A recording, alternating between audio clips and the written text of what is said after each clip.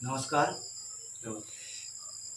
आज एक हप्ता जस्तो भयो असमको संवाद माध्यममा एउटै चर्चा छ। असमका 3 जिल्लाहरू जोरहाट, शिवसागर र सराइदेउ जिल्ला बाढीको पानीले तहस-महस भएको छ। त्यहाँको मान्छेहरूको कति क्षति भएको छ, कति उहाँहरूले गुमाउनु परेको छ भन्ने कुनै हिसाब छैन। उहाँहरूले आफ्नो मान्छे गुमाउनु भएको छ। उहाँहरूले गाई भैँसीहरू गुमाउनु भएको छ, आफ्नो सम्पत्ति जम्मै गुमाउनु भएको छ, घर गुमाउनु भएको छ र उहाँहरूले उजाड भएर जीवन बिताउनु परेको छ। र यस्तो घडीमा उहाँहरूलाई साथ दिन हामी असमवासी होइन, हामी सबै नेपाली मनहरूले वा सबै मान्छे भएर, मान्छेको मन भएर हामी त्यहाँ उनीहरूसँग यो आपतकालीन समयमा उभिनु अति नै आवश्यक ठान्दछु।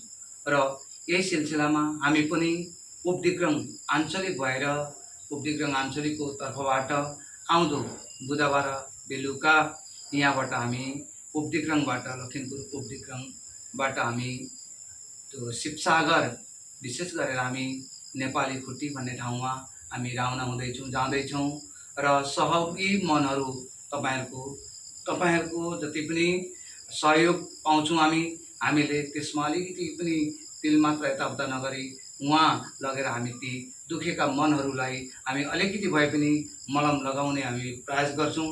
हामी त्यहाँ जाँदैछौँ, आउनुहोस्।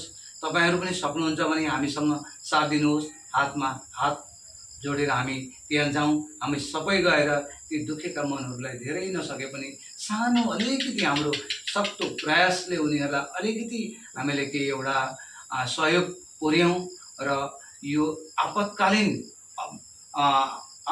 व्यवस्थामा हामीले उहाँहरूलाई हुन त के गर्न सक्छौँ। प्रकृतिको विध्वंस लिँदा यो प्रकृतिले चाह्यो भने के गर्न सकिन्छ र मान्छेले।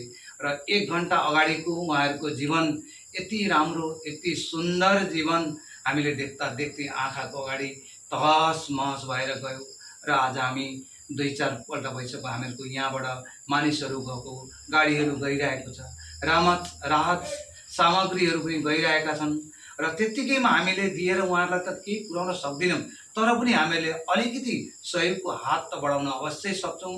र यही सिलसिलामा तपाईहरूको पनि अलिकति सहयोग पायौँ भने हामी धन्य हुन्छौँ र उहाँहरूलाई हामीले केही सहयोग पुर्याउन सक्छौँ भन्ने आशा राख्दै आजको यो भिडियोको मार्फतबाट तपाईहरूलाई यो सन्देश जारी गर्दैछौँ। आउनुहोस्, हामी सबै भएर शिवसागर जाउँ। धन्यवाद।